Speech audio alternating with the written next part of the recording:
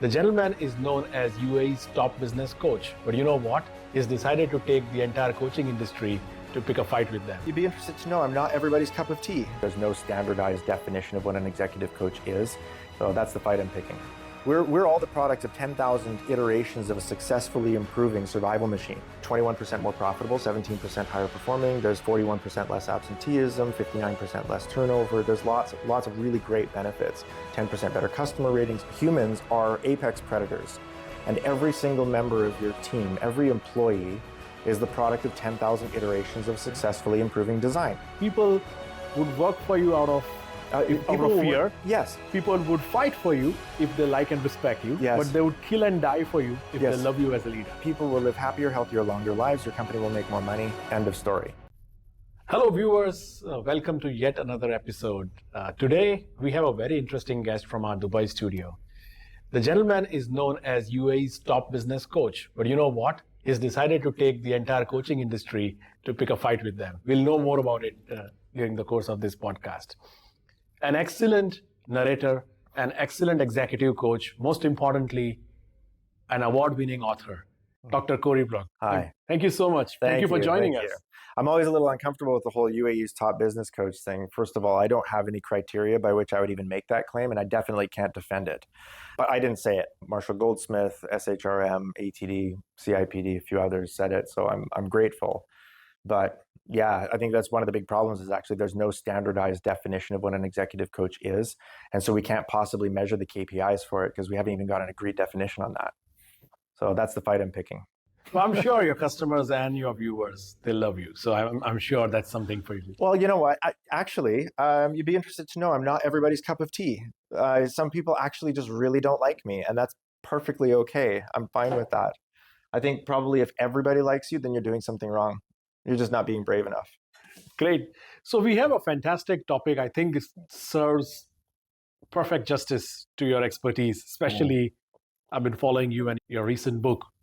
This one, Love at Work. Love at Work. Yes, of course. And then we're going to talk more about empathy in leadership. Good. Which is a topic of interest, of course. Yeah, and a lot of of our executive leaders across the globe would like to learn from your perspective. Good. And that's the idea of today's podcast. Thank you. I appreciate that. I think my guru in empathy is Simon Sinek. I love what he writes about vulnerability, authenticity, and empathy in leadership. And I think probably he should have written this book.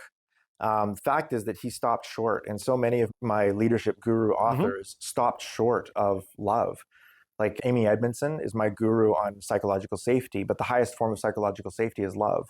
The highest form of empathy is also love. And Stephen Covey, who's my guru on trust, right? He stopped short of love as well. Love is the highest form of trust. So when I'm reading all of these books on shared meaning, shared values, belonging, psychological safety, trust, respect, empathy, and leadership, but I'm not reading any books on the highest form of all of those things, there's something wrong, right? And I don't think of love as a spiritual concept, and I don't think of it as a romantic concept. I know that it is tied to romance in some ways, but not the way that I employ it here.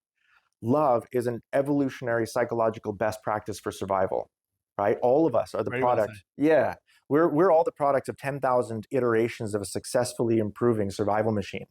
Okay. And all of your ancestors earned you the right to be born by knowing who loved them and knowing who didn't. It's a shortcut for I will provide for you and protect you when you're not looking. I've got you. I've got your family. We'll share our resources. We've shared our values. We'll share our stories with each other. That is what we've kicked out of the office. And I think, no, not that I think, I've done the research. I've proven that it's incredibly unprofitable for us to do that. And it's unbelievably profitable if we bring it back in. If we get those kinds of relationships where people default to trust, they default to respect, they default to empathy, shared values, that's when you can move fast and break things. That's when you can move the fastest. That's an interesting perspective. How would you define empathy from a business context? Empathy is really recognizing that we're humans, not resources. Okay, I don't care what that department in your organization is called. Humans are not resources, and we are not capital. Right. I know capital, right? Humans do not behave like capital at all. We are weird and wonderful and crazy and loving and giving and caring, but also kind of mean and horrible to each other sometimes. Okay, so we don't behave like resources. We don't behave like capital. Humans are apex predators, and every single member of your team, every employee, is the product of 10,000 iterations of successfully improving design. Okay? They will do whatever is best for them. They're the latest iteration in that million-year-old evolutionary successful history. Empathy is recognizing that. You recognize them as a human for who they are in that moment, for where they're coming from. And by the way, nobody who works in your organization works for you. They're all working for themselves. True. Okay? There's no slaves. We don't bring slaves into our companies, and there's no victims. Okay, nobody's tricked into being there, and they can all leave whenever they want, right? No victims and there's no slaves, but most of all, they're not idiots. They're doing exactly what's best for them.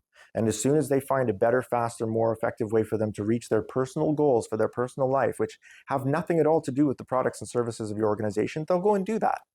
They're only with you for as long as they're convinced that being with you is the best, fastest way for them to achieve their personal goals for their personal life. Empathy is recognizing that. Right. They come to work as a whole person, and not just a whole person, an apex predator with 1,000,000 years of wisdom stuck in their heads. Okay, they're all powerful. They will do whatever is best for them.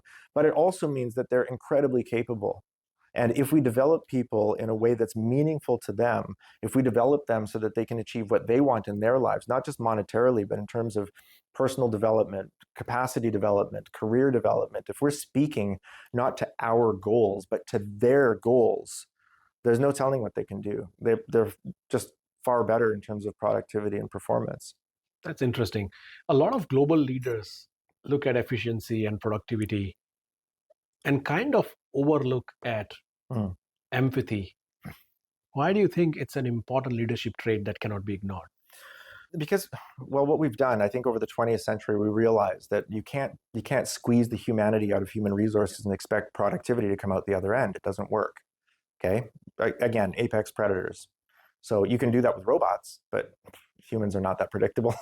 So empathy actually is the ingredient that adds to robotics the ability to tap into everything that a human is capable of.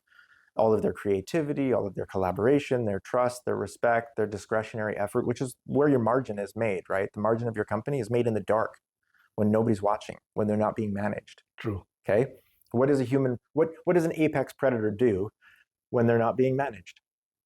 They get wild. Whatever they want. Yes. Yeah, because they're an apex predator, right? So they have access to your company, your resources, your client list, your product, your service, whatever it is. They've got access to the tribe's resources. And when they're not being managed, if they're not personally aligned with where the tribe is going and what they're doing and why they're doing it, they're going to do whatever's best for them.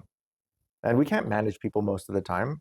They're not even being managed like 90% of the time. They're just doing whatever they want. So that empathy as a leadership trait really helps you to connect people to you as a leader so that when they're not being managed, they're still aligned with you. They're not tearing boards off the ship to build their own, you know? It's interesting, right? Because we are in a very uncertain times where businesses require bold decisions. We may be restructuring, may be layoffs in an unprecedented manner. How do you balance empathy in such scenarios?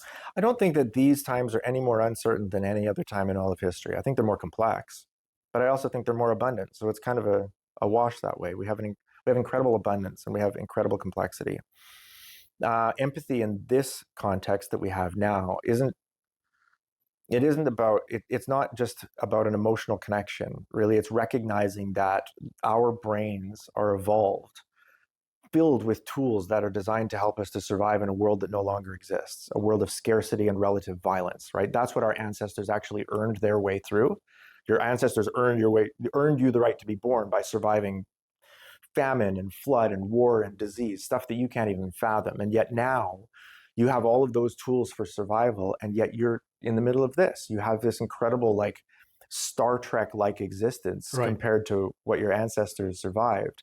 And it's the abundance and the complexity that are most difficult. It's the fact that there's too much choice. There are too many ways to compare yourself to other people. There are too many decisions to be made. And there are many more good things to do every day than can ever be done. And that's part of what's necessary in empathy now, is just recognizing that as humans, we don't have good tools for managing too much comfort, too much convenience, and too much complexity. Those are big challenges we have now.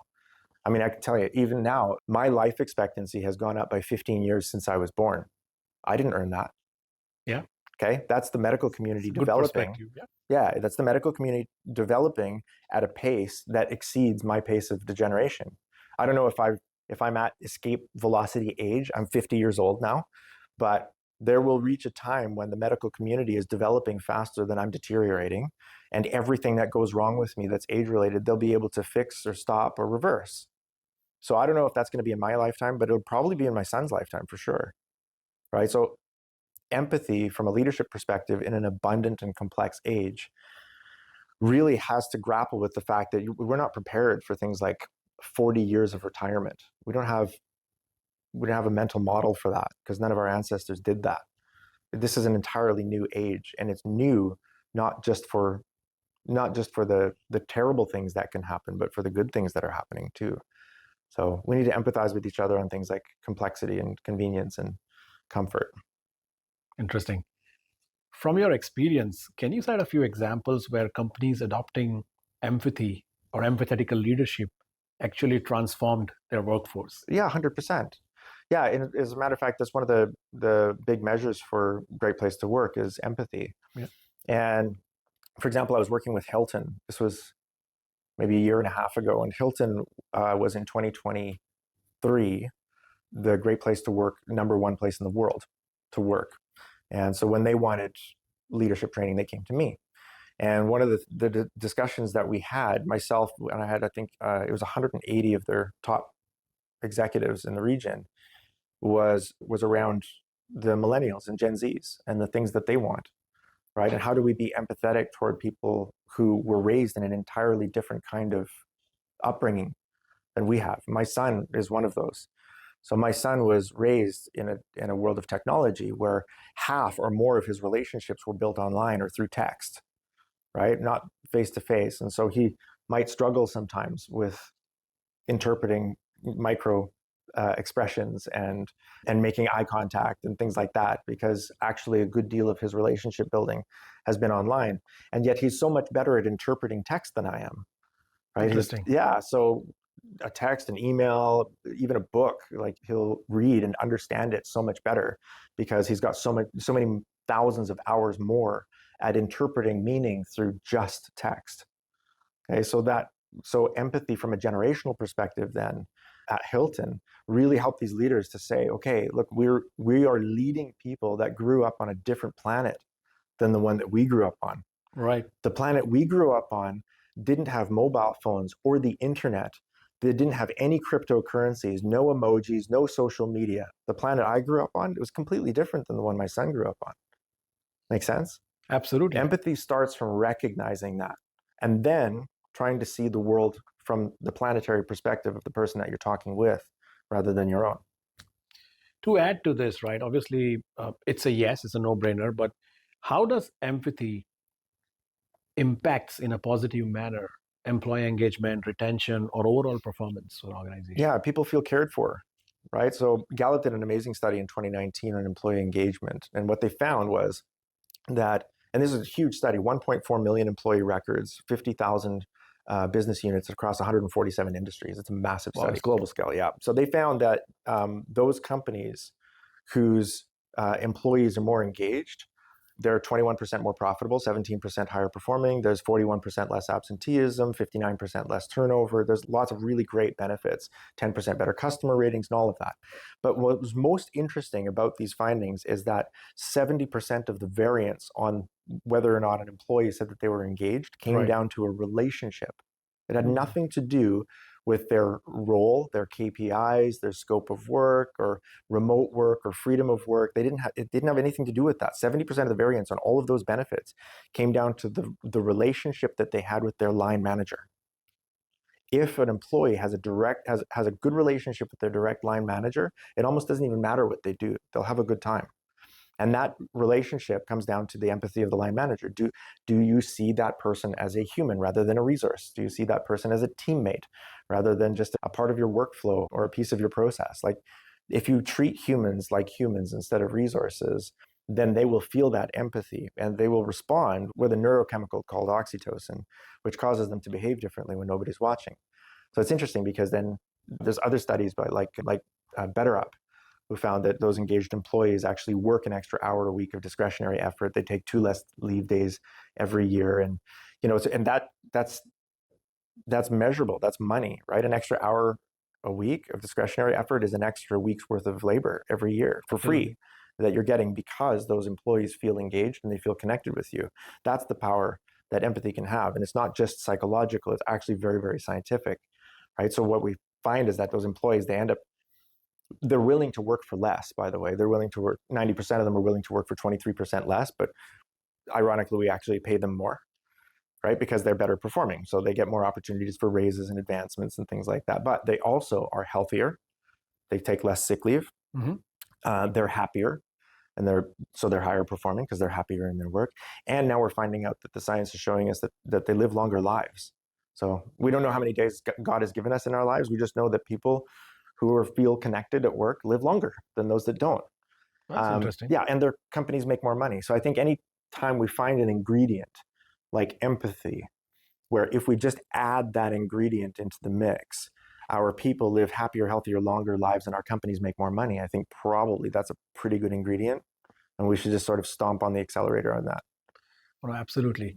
A lot of our viewers are executive leaders. Yeah. And they would want to believe that they are empathetic leaders. Sure. But at the same time, based on your experience being an executive coach and this topic of high research and interest to you, is there a way where empathy can be measured? Is there a scientific way for me to know that if I'm an empathetic leader and is my organization benefiting from it? Yes, sort of. I mean, I really hate the idea of commoditizing love and empathy. I think there's nothing worse than a scale of 1 to 10. How loving is your manager? Like, I think that would be the most horrible thing, because then we just degenerate into something that's mechanical and performative, and then we turn humans back into resources again. But you can measure net promoter score among employees for their managers. Like, would you recommend your manager to one of your friends? Right. Would you recommend your manager for a promotion? Would you recommend your manager for a social engagement or a gathering that you're going to? Like, there's ways of measuring the net promoter score that we use with our customers, with our employees for their managers, and finding out whether or not that connection's there. So if anybody out there wants to measure, you offer that as a service. Oh, right? yeah, 100%. That could be a consultation. Funny. I had one very, very large family company here in Dubai. I won't mention the name, but they called me in a little while ago to look at their high potential leader program. Right? So they're like, oh, these are our high potential leaders, and this is how we choose them. And I'm like, okay, show me the process. It's like, oh, all of these, first of all, it's performance metrics, right? And if they perform really well, then it's the psychometrics. And if they fit this certain box, then we put them through this program. And then this is how we're training up our leaders to make sure that we have the best high potential leaders in our organization that have this really good succession plan, right? And I'm like, okay, good. And I'm like, so how do you determine whether or not they're leaders? And they said, well, all of this stuff. I said, no, that's how you determine their personality and their performance. But how do you determine whether or not they're leaders? And they were a little stunned by that. I said, okay, so let's run an experiment. Let's just, for the next 10 minutes, we'll take all of this and we'll put it in the bin for a little bit. We'll just leave it there. Instead, what we'll do is we'll run a survey through all of the employees. And I just want you to ask them 3 questions, okay? At work, who are the 3 people you go to most for help? Who are the 3 voices in this company that you respect the most? If 3 people were to leave this company and ask you to follow them, who would they be? Those are your leaders. And it has nothing to do with your org chart. And it has nothing to do with psychometrics, okay? Because managers are chosen by other managers, but leaders are chosen by their followers. That's it. It's a great point. Yeah, like yes, you can choose a manager, that's fine. But a leader isn't decided by another leader. I can't decide if you're a leader or not. The only person that can decide if you're a leader is somebody that chooses to follow you. And remember, that's also an apex predator. Okay, so a person with 1,000,000 years of wisdom in their head has decided, that's the kind of person I want to emulate. That's a character trait I want to follow. That's a career path I'd like to learn, So they're following you, and that's what makes you a leader, is their donation of their time, effort, energy, and attention to emulating some part of you. That's where leadership comes in. That's a great testimony. Yeah. if you're chosen as a leader by your people. Yes. Yeah. If you want to know whether or not you're a leader, don't ask another leader. Turn around, have a look. Is anybody following you? If not, then I think it was John Maxwell said it first, and probably best. A leader without followers is just a guy taking a walk. Nice. Yeah. So, Corey, one Yeah. interesting point, AI is everywhere and Yeah. everybody's talking about it. And I'm sure it's going to be one of the technologies that's going to transform the way we work and the way we do everything Yep. around us. In this age of artificial intelligence Mhm. and remote work following that, Sure. how can leaders maintain a strong sense of empathy and connection in their teams? I think the biggest fear around AI is that it's going to replace your job. Okay. It's not. It's like calculators, right? Everybody thought, oh, we're never going to need accountants anymore because we have calculators. They couldn't have foreseen Excel from where they were standing. But we don't have less accountants on the planet now. We just have better accountants. Better accountants, doing better work. Yeah, we have accountants that have thrown their calculators in the bin and they're using Excel. And now they're moving past Excel. Correct. So I think artificial intelligence is just the next stage in that. I remember the debates on the news about automatic teller machines, ATMs, replacing all of the bank tellers and all of the bank tellers being out of jobs. But actually, the banking industry has grown so much over the last 30 years that there are more bank tellers hired now than there were when that debate was salient. Nobody pays attention to that debate anymore. Right. Doesn't matter. The reality is that artificial intelligence probably isn't going to replace that many jobs, but people in those jobs who use it will replace those that don't. That's the reality. So the thing that's going to stand in your way isn't the artificial intelligence, it's your fear of the artificial intelligence. Because those who are already augmenting themselves with AI, they're faster, they're more creative, they have more ideas, they're writing better, they're creating content purposefully in a lot better way than those who are not doing it. So the irony is that it's a self-fulfilling prophecy. If you're afraid that artificial intelligence is going to take your job, it probably will. But it's not going to be an AI that replaces you. It'll be a person that's using it that replaces you. That's true. So empathy from a leader then is really identifying that. If there's people that are resistant to that change, just recognizing that resistance to change is a very human thing. It's not evil. It's designed to help you to survive in a world that no longer exists, right? So change, when it's imposed on you, can be something that we're afraid of. Oh no, artificial intelligence, right? And it's scary to learn new things when it's not something that you're curious about or an adventure that you've taken for yourself, right? So empathy from a leader can really just mean listening to the fear, understanding the fear, and helping people to walk into just trying it out and see what kinds of artificial intelligence can add value to the work that they're doing or the person that they are. Interesting. Overdoing anything can be a problem. So Sure. I want to look at the risk aspect of over-empathizing in a leadership. And how do you strike the right balance there? Yeah, it's a good question. I don't think any of our ancestors earned us the right to be born by over-empathizing. I think empathy is a measure of the degree to which you understand the position of another person. Mm-hmm. And you don't have to agree with their position, but you understand it. Right. So sympathizing is when you agree with that position, but empathy is I understand who you are, I understand what you believe and where you're coming from and why you would be coming from it that way. I get that.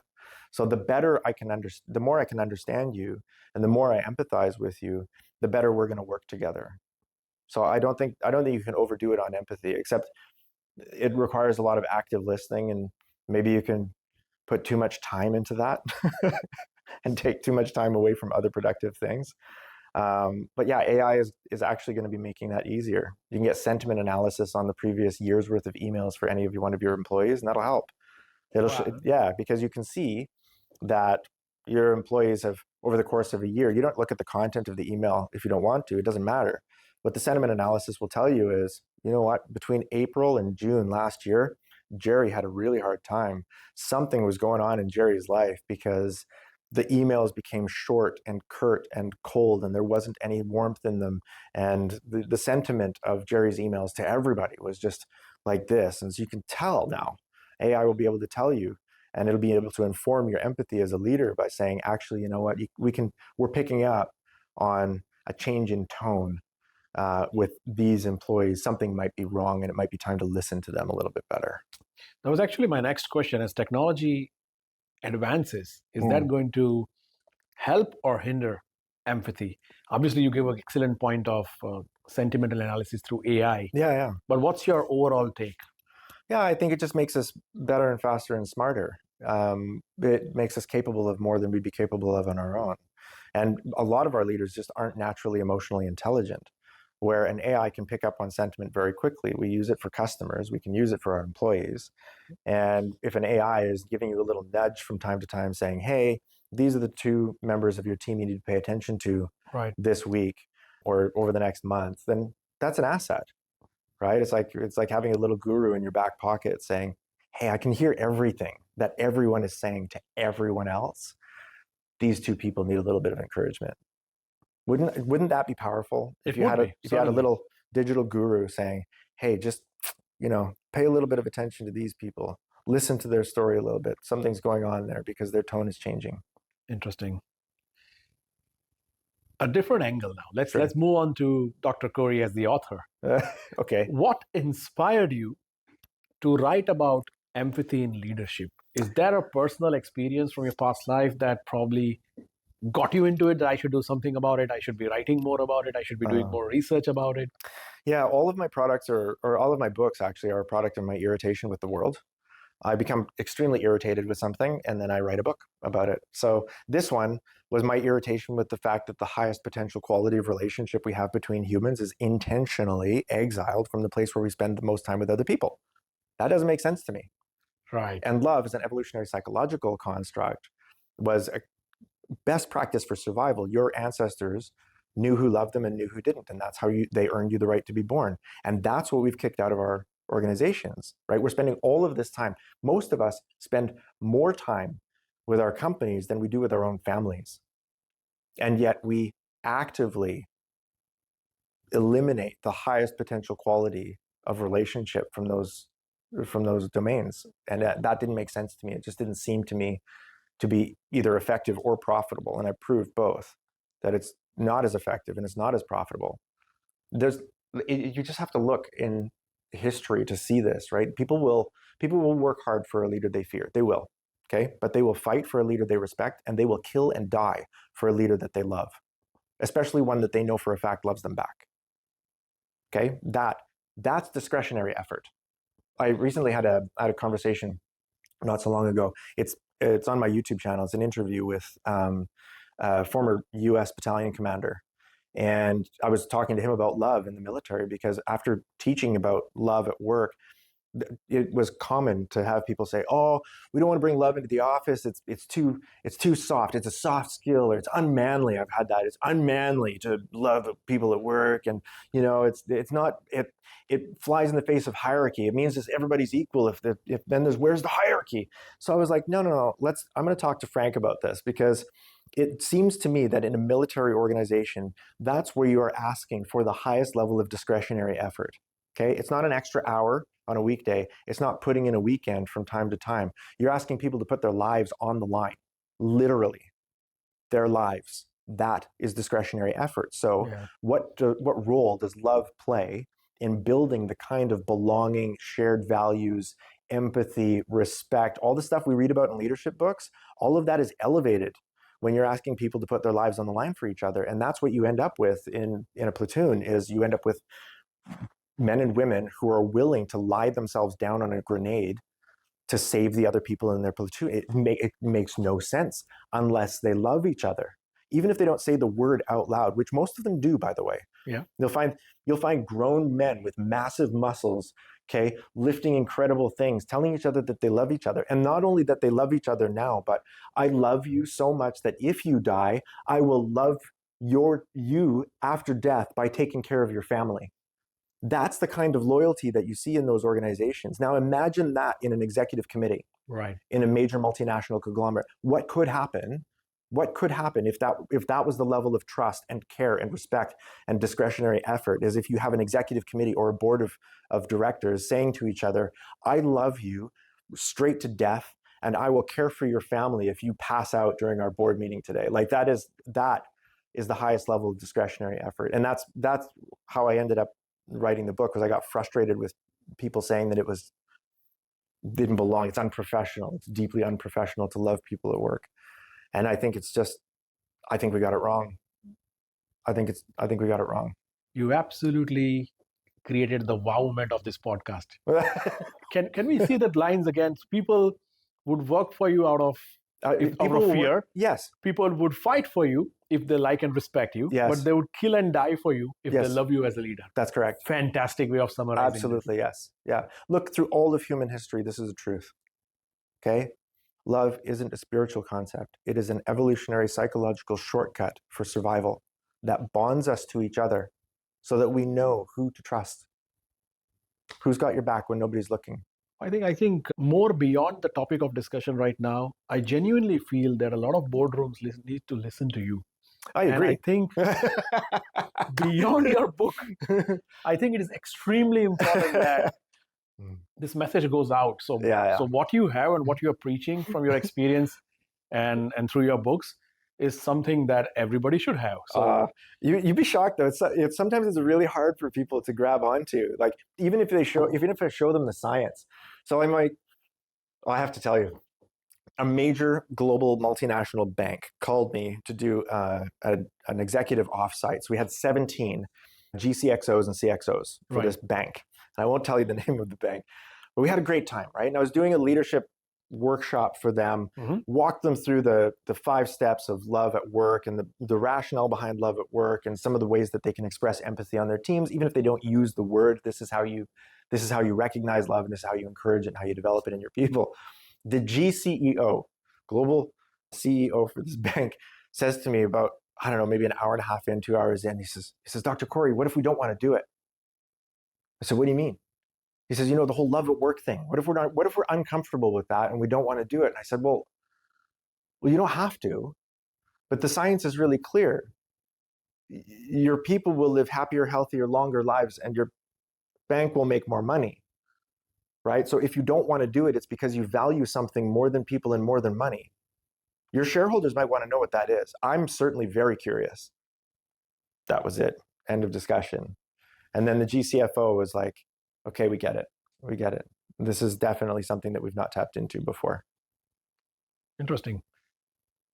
As we move on, let's say we look at the next decade that's ahead of us. 2025 to 2035.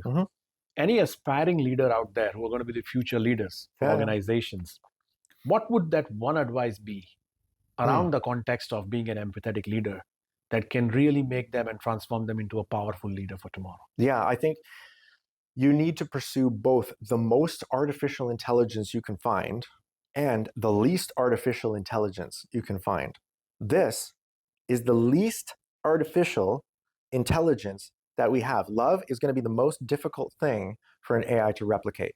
Okay? It can replicate sentiment. It can replicate a measure of concern and care, some level of empathy.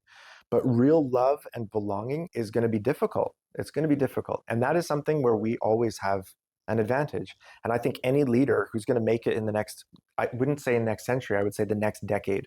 Any leader that's going to make it in the next decade is going to lean very hard into those two things, the most artificial intelligence and the least artificial intelligence. Get those things in order, because everything in between is going to be handled now. Okay, we need to be very human with each other, and we need to have access to our best forms of technology. That's interesting.